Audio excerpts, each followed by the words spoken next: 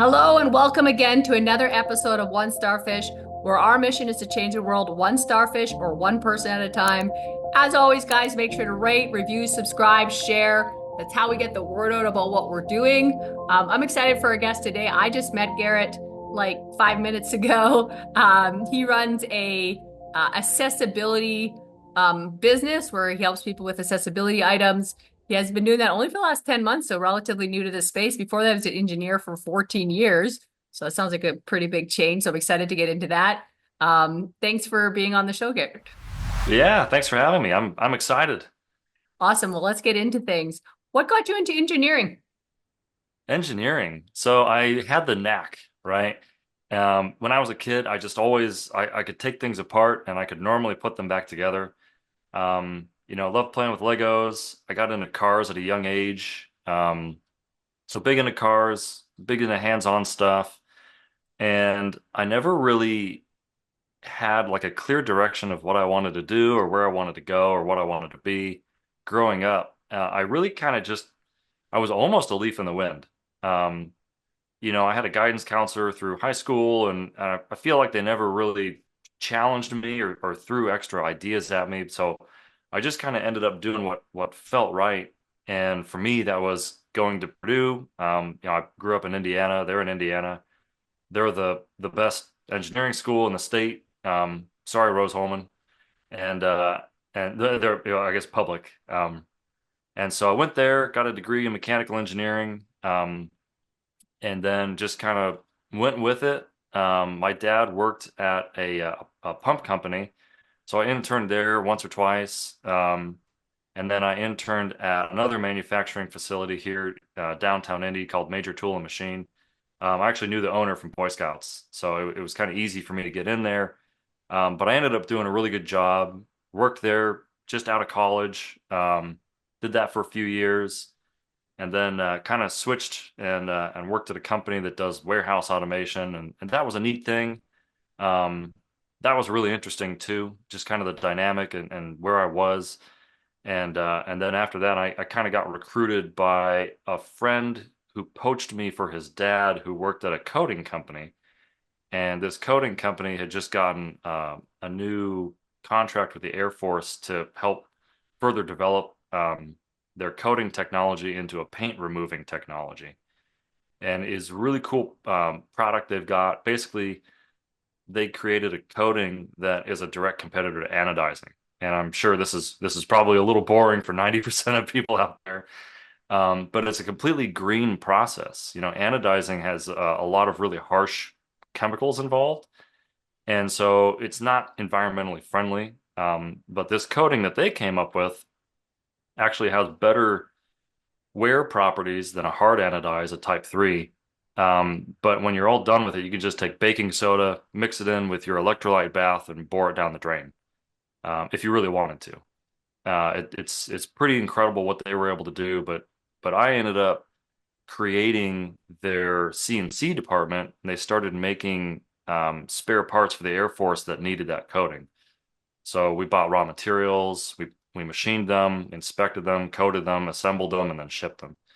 And kind of toward the end of that, there ended up being a middle manager that was hired, and he wasn't really a great guy. A lot of people really questioned if they wanted to stay there or not, and I was one of them. So I started looking for a job, didn't really find anything. And yeah, franchise broker reached out to me, which I didn't know franchise brokers were a thing, but they are. And it turns out there is a franchise for every single business on the planet. If you want to wash dogs, there's a franchise. If you want to have a donut trailer, there's a franchise. If you want, like, it doesn't matter what it is, they're everywhere. I always used to think like Burger King, McDonald's, Chick-fil-A. No, it's way more than that. So he suckered me in, and I ended up buying into the franchise. I bought the Indianapolis, Indiana location, and here we are today. Um, and it's funny, so like you and I are both in Arete, and part of the reason this happened is because I found Andy Frisella with his MFCEO project podcast back in 2020. I know COVID was kind of a hard year, a hard couple of years for some people, For my wife and I, it ended up being one of our best, couple of years because we were able to really improve ourselves and point our life into a better direction. And so I'm on that path now, and here we are. There you go. Wow, that was a lot in a short amount of time. That So, was like, were you raised around entrepreneurs at all? Like, were your parents entrepreneurs? Tell us a little bit about your upbringing.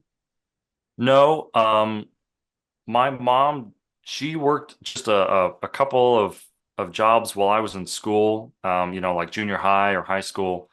But my dad, he worked as a kind of higher up manager at a company, and he did really well. Um, they both did a really good job of modeling, what parents should be and what hard work is and doing the right thing and um, taking care of yourself and those traits, those attributes, but they weren't entrepreneurs. I've got an uncle. He's a true entrepreneur where he started a construction company with a partner, and but he lives a few states away, so I'd see him every now and then when we went to visit family. But growing up, I didn't really have a whole lot of entrepreneurs around me, and I think that's what really was attractive about the franchise was I still am not like 100% sure if I was going to just open a business. I don't know. I do well now I've got a much better idea of what I could do and how I could run it.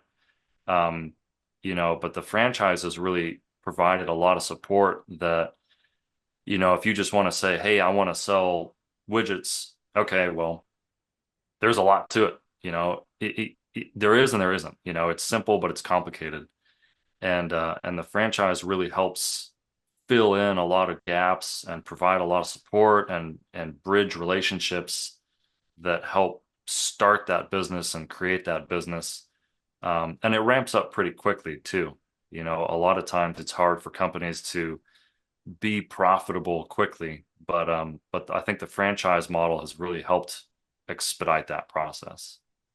About 10 months ago, you got introduced to this franchise. Now, franchises are not free. So, Yeah. normally they're a couple $100,000 investment. I don't know exactly what yours was, but I'm sure it was a pretty good investment to start out. How did you and your wife decide that, you know what, we're going to take a whole bunch of our savings or we're going to go into a bunch of debt, however you guys decided to do it, to do this, and we're going to bet on this working. How was that, and how did you guys, work through some of those mindsets? Yeah, sure. So I'm kind of a cheap person. I'm pretty frugal. And I guess that was something that was kind of part of my upbringing. My dad he was always aware of where money was coming in from and where it was going. And so I grew up kind of with that same mindset, and I still have it. You know, but a duck's a duck's butt is watertight, and mine's tighter than that. So um we ended up going the SBA loan route. There are a lot of ways that you can get, money for a business. You can get it from someone. You can, like an investor, family member. And my parents did help a little bit, but most of that funding came from an SBA loan. And you can self-fund. There's a way you can do you can like borrow from your 401k is a way to do it. I think there's a few other options too, but we did the SBA loan, and yeah, it's a pretty healthy loan. It's kind of like buying a house, for comparison. Maybe not like a giant house, but a house. Mhm. And interest rates are definitely not friendly right now. But luckily it does have a floating rate, and rates have been coming down. So that's good.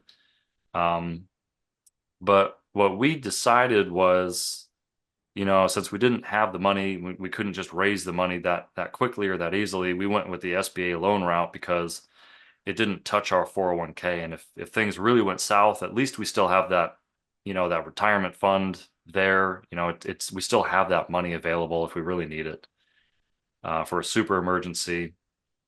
Um, but really what we did is we just kind of went over, we looked at how much we earn now, and we looked at how much we spend now. Um, my wife, I guess she's an entrepreneur. She runs a personal training um, service out of our we got like a bonus room that we turned into a gym. Okay. Yep. So she's got some income. Definitely an entrepreneur then. Yep.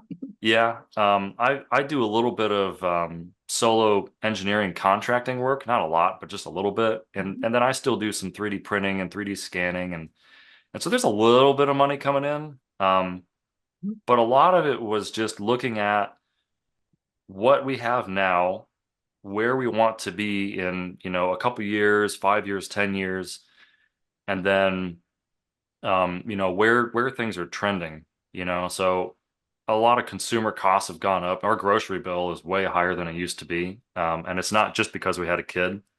Um, our electric bill never goes down. It always goes up. We, Right. we can put all the LED bulbs we want in the house and it still goes up. Yeah. Um, so so a lot of it, I guess, was kind of that mentality of just we kind of borrowed the phrase burn the ships. Andy talks about that sometimes. We've both listened to his podcast a lot, and so we had kind of developed that mentality of like, hey, if you're going to do something, you got to do it. You just got to jump in. You can't put your toes in the water and everything will work out all right. You just got to do it. Right. Um, and I've definitely found along this journey so far that the more, and I've heard other people say this too, but the more uncomfortable you are, you're probably on the right path. Um, Good. and I guess I can clarify too, 10 months ago was my grand opening date, but really it was more like a year and a half to 2 years ago that I had that very first conversation with that franchise broker. So it's definitely a long journey. Even that SBA loan, that took about 5 months to close on it once we started that real process. Mhm. And and I had never gone through that before. So if anyone out there is listening to this and they want to know like, hey, how on earth do I get into a franchise? Well, first, you got to find a business you like. Um, Yeah. you What know, made you decide to go with the one you went with? yeah, I guess that's a yeah, good question. So the franchise broker was really good, and I'm glad I used a broker because he represents tons of franchises, Oh, okay. right? Yep. Um, and so he asked me a lot of questions. And through those questions, he recommended 8 franchises to me. And that did include like a donut trailer. It included like a consulting company. Next Day Access was in there. My business now, my location, and then a few others.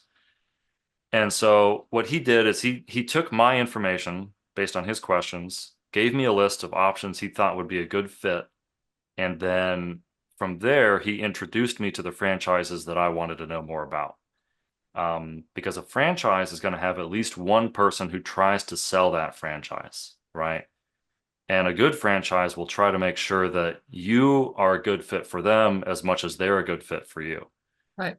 Um, but the franchise broker was really good for that reason because he showed me all those options. He asked me all those questions. Money's a big part of that too, because some franchises, well, every franchise is going to have a document called an FDD, a franchise disclosure document. And what that does is it shows you, financial information, legal information, like if they've had any lawsuits or bankruptcies. It talks about estimated costs for like this first 6 to 18 months. It gives you a lot of information to help you decide whether or not it's a good franchise, and then whether or not you have or you can get the resources to jump in and do it. So, some franchises do require you have a lot of net worth or capital available, like especially so there's like storage facilities or there's like they're almost like mega storage facilities where instead of each facility being like, hey, you just put junk in there, you can run a business out of there. Those require like $1 to $3 million, so they have a much, much, much higher capital requirement. And so that franchise broker knew, hey, based on my net worth, my assets, my liquidity, what franchises could I do? Right. So that was a really good way to go was with that broker. But once we started going down that route of, hey, here's some options for you, then it was, okay, which ones really stand out to me? Which ones reach out to me? Which ones have that pull that, I feel like this is the right way to go? And I ended up talking to two franchises for a while. And one of them just ended up not being the right fit for me. But Next Day Access kind of checked a lot of boxes. For me, it was important to have something that I could, have a good exit strategy with. Um, a real brick and mortar business that I can sell, not just a list of clients. Um, all the team, the home office team was really great. Everyone I talked to was a positive interaction. Every franchise owner I talked to was great. No one had any regrets. Every single one of them said if they could do it again, they would. And then the market made a lot of sense too. If you look at age demographics for the Right. US, um, the older population is absolutely massive. And over the next 5, 10, 15 years, it's going to keep growing. We've got the baby boomer generation moving into that area where they need businesses like me. And then after that is the next huge wave is going to be the millennial population. And that's a little ways out, but it's going to get there. So the business is a little bit future proof. It's recession resistant. What we provide are more necessity than a want. We're not just you know, we're not just entertainment or something like that. The shop. Yeah, exactly. Yeah. Um, so So what are some of the struggles that you've had to overcome in the last 10 months? And how have you worked through them mentally? right. Struggles. So I'm actually an introvert. I'm an engineer, right? Right. Um, I think I'm awkward. I think I'm weird. Sometimes that's good, sometimes it's bad. But what I've done there is yeah, I've heard enough people. I've listened to I listen to a lot of podcasts, I read a lot of books, and I've listened to enough podcasts of successful people who say you have to do the reps. You have to put yourself in the position. You have to force yourself to do the uncomfortable thing. And so one of the I guess I can kind of build off that. One of the ways the franchise wants you to build your business is with a referral network. And they want you to physically walk into buildings, talk to people face to face, let them know who you are, what you do, and then get a meeting with the right person and try to build that referral partnership. Right. And so I have to do it, right? I've got a business loan, and every single month I owe a lot of money on that loan. Plus, I've got a flex space, which is a warehouse and an office. So I got to pay that rent. I got to pay those bills. I've got an employee, so I got to pay them, right? So I've got a lot of bills I got to cover. And the only way I can cover those bills is if I'm making money. And the only way I can make money is if I've got people coming in. And the only way I do that is not just Google, not just social media, but I got to go talk to people in real life. And so um, I've just kind of had to tell myself, get out of your head and go do the action, go take the action. I've heard this a number of times where, you know, it's not knowledge. Knowledge is power with action. Knowledge with action is power. If you have all the knowledge in the world and you don't do anything with it, it's kind of useless. And I actually know a friend growing up, super smart guy, and he, I feel like there's a lot of potential with him, but he just never really applied himself. And out in the real world, he's just never really, blossomed into who I think he could be. And I guess that's probably just a personal opinion of mine, but then that's kind of a fear for myself too, is I know I've got a ton of potential. Um, it's not just like visions or dreams, but also what I'm capable of. And I kind of have just an internal drive to go be my best version of myself. I feel like I'm always competing against myself.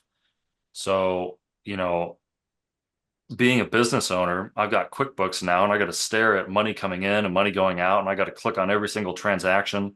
if it doesn't have like, a little automated rule and say, yeah, this is what it's for, or no, I got to change it. And so I'm watching all these dollars come in and out, and I have to make sure dollars in is greater than dollars out. It's simple math. And so I've just kind of had to force myself to go do it.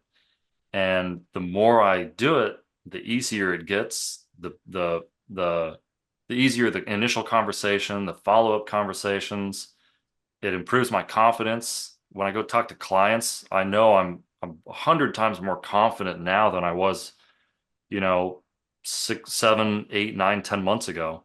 Um, so it's really just kind of knowing that I have to force myself to go do it, because if I don't, the business fails. And if the business fails, well, I got a giant loan, and I guess, well, I've got my house as collateral, oh, I don't want to lose the house. I've got this thing almost paid off. I've worked really hard for that. So, so yeah.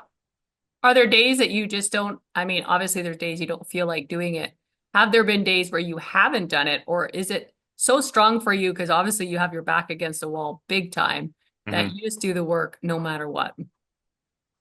The hardest thing for me with regards to that is it's really easy for me to find tasks that I can work on, that I don't have to like go out and do things. I don't have to interact with other people. It's really easy for me to say, oh, I've got to jump in QuickBooks, and I gotta clean that up because I haven't touched it in a week. I'll just spend the day doing that. I don't have any appointments. The rest of my week's really busy, so I'll just go ahead and do that, right? And we've got a business development guy back at the home office, and he's told me that a couple times. It's really easy to do that, but it's important to go out and do revenue generating activities. And he kind of challenged me a few days ago when I talked to him, and he said, a revenue generating activity is not going to someone's house and putting in a stair lift. A revenue generating activity is going to your referral source and improving that relationship and getting them to bring you more work, right? And so I always thought, like, hey, if I go out and if I go install an aluminum wheelchair ramp, hey, I just generated revenue. But now I've got this guy that spent the last 20, 30 years with his running his own business telling me, hey, that's not generating revenue. Generating revenue is before that. It's before the sale even. So so that's my biggest, that's the hardest part for me is Distractions. those distractions, the easy things, right? They're easy. They feel like they move the needle forward, but the reality is they're not bringing in more money. They're not bringing in more work. I'm not reaching more clients.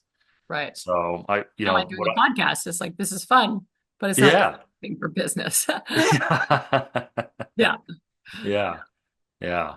That's cool. And so anyone listening, I think that's a really key thing to pay attention to because that's a huge thing I see with entrepreneurs, myself included. I have to, I remember having to watch it. Now I've developed habits and systems, but for a lot of people, it's really easy to be distracted by like, oh, I'm talking to whatever customers and stuff like that, or whatever it is, not generating business. You're not making cold calls. You're not calling people, or you're not asking for referrals.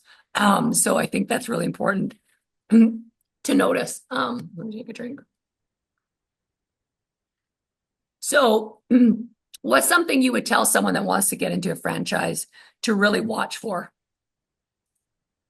I would watch for, so if you're going to get into a franchise, the first thing I would do is, make sure that it makes sense from a business point of view, Right. right? Take the emotion out of it. Don't let your heart get involved, and just look at the business and say, okay, is this a good business, right? Um, and then from there you can look and say, okay, well, if this is a good business, right? If it's got a good market, if it's a good model, then you want to start looking at the franchise themselves, and you want to make sure the franchise is going to provide good support. You want to make sure that the franchise fees are not outrageous and that you're getting your money's worth, right? Because I have to pay a monthly royalty fee based on my revenue. And so if I'm putting a bunch of money into someone else's pocket, I better get something back from that. And that's kind of the concept of leverage, right? Yeah. Whatever I put in, I need to, at a minimum, get back equal value, right? And really what you need to do is you need to get back more. Um, because otherwise you're not going to have something that's profitable and sustainable. But I would definitely do that. I would look at competition, right? You're going to have other franchises that compete. So definitely look at your competition, see how they're doing, see if you can find any of their strengths or weaknesses. Same with the franchise you're looking at. Um, a broker is a great way to go. Brokers they have to get paid also. And most of the time they're going to get paid from the franchise that sells you the franchise, right? So you're not going to see that money go out. But if the franchise is investing in themselves and they're relying on a broker network, that's where that money comes from. Makes sense. Um, yeah, but I would definitely make sure it's a good business, look at their competition, find some of their strengths and weaknesses. Franchises normally have like a meet the team day, right? So if you've been talking to one for long enough and you both feel like you're good fits for each other, you're going to have a day where you either in person or over a Zoom call, more common now. You're going to meet a lot of the people that work, at that home office, at that home location, and just really vet them. Ask them a lot of questions, find out about profitability and the support system. Talk to other franchise owners. That's a big one. Talk to as many different franchise owners as you can. Try to find some with a similar market to yours. Try to find some that are, they're the outlier where they're absolutely killing it. Try to find some that maybe they're not doing as well as they'd like to be doing, or as you would think they should be doing, as someone who's never worked in that franchise before. Um, Yep. that's what I would say. Talk to the franchises, the owners, and you can even call them up. It's generally good to have. So like when you're buying a franchise, you're going to be talking with their salesperson. It's good to have that salesperson introduce you. But if you're really maverick and you don't want to wait for that, you can always just hop on Google and look for other locations and just call them and say, "Hey, can I speak with the owner? I'm thinking about buying." Good idea. But it's probably not the best way to do it. The best way is to just go through the salesman, and they've got their process. Follow their process. Don't step on anyone's toes before you've even, gotten in. But that's what I would do. That's awesome. Well, that's very good advice. Always in wrapping up, I always have three final questions that I always ask, and then anything that we didn't touch on that we want to leave our listeners with. So first and final question is, if someone's looking for their purpose, what's one sentence you would say that could help them find it? Start with why. There's actually a good book by Simon Sinek called Start with Why. Read that book. Read the book, find your why, and that will guide you. Perfect. Second question, what's a favorite quote and why? Ooh, man. Favorite quote. Oh, that's a good question. Good question, good question. Um, Man, I'm not sure. Can we come back to that? Sure. What's third and final question is, what's a sentence or word you would want on your gravestone? Oh, sentence or word. Um, I probably reached his potential. Reached his potential or drained the tank. One of those two. Huh, I like it. All Yeah. right, back to a quote. What do we got for a quote? Doesn't have to Oh be, man. I mean, it's whatever one comes to mind. Right, right. Well, I guess probably the only one I can really think of that's really standing out right now is kind of what I said earlier. Knowledge with action is power. Because I think I heard Ed Milet say that recently in one of his podcasts. Probably sounds like something he would say. Yeah, that makes sense. Yeah. That's awesome. So you run into someone in a coffee shop, in a franchise coffee shop, and they listen to this about running a franchise and back against the wall, working even if they don't feel like it because they have to. What's something we didn't touch on, Garrett, that you think would be really impactful for our listeners? Uh, there is way more out there. There's a lot more you have in your control than you might think. There's a lot more out there that is within your reach. I would say your life is in your own hands. And if you feel like you just don't have the time, you don't have the capacity, I would challenge you on that and say you do have the time and you do have the capacity. So if you feel like you're doing everything you can to make, and things are just barely going, um, you're not really making a lot of traction in life in general. You're stuck in a job. You're things are barely working for your family. Money's tight. Maybe tensions are high at home. Um, what I would do is I would ask yourself, are you really doing everything that you could be doing? Is there more you could do? Right? When you come home at night, how much time are you looking at your phone or the TV or your computer? What are you doing with that time right there? When you wake up in the morning, how long does it take you to get out of your bed? And then before you go to work, what do you do with that time? Because I bet I know that if that's really how you feel, there's something that you're not doing. Unless I guess I'll add a little caveat to that. Unless you're in the startup phase of a business, then keep going. It's like the guy that's mining. There's like that picture of a guy mining, and he's digging this huge hole, and he's trying to find like a treasure chest or something. And it's a cutaway, and you could see him in his hole, and he's just like inches away from a treasure chest, and he gives up. Right? How often does that happen in people's lives? And we don't know because we never got to the treasure chest, but it was just right there. So if you're truly doing everything you can, keep doing it. That's so good. Guys, make sure to rate, review, subscribe, share. Learning a lot about franchises. So if you have some questions there, Garrett seems like he knows a lot. So feel free to reach out. We'll have all his information in the show notes. So I know he'd be happy to chat. Let's go out there. Let's change the world one person or one starfish at a time. If we can change the world one starfish at a time, together, we can change the world. Thanks, Garrett. Thank you.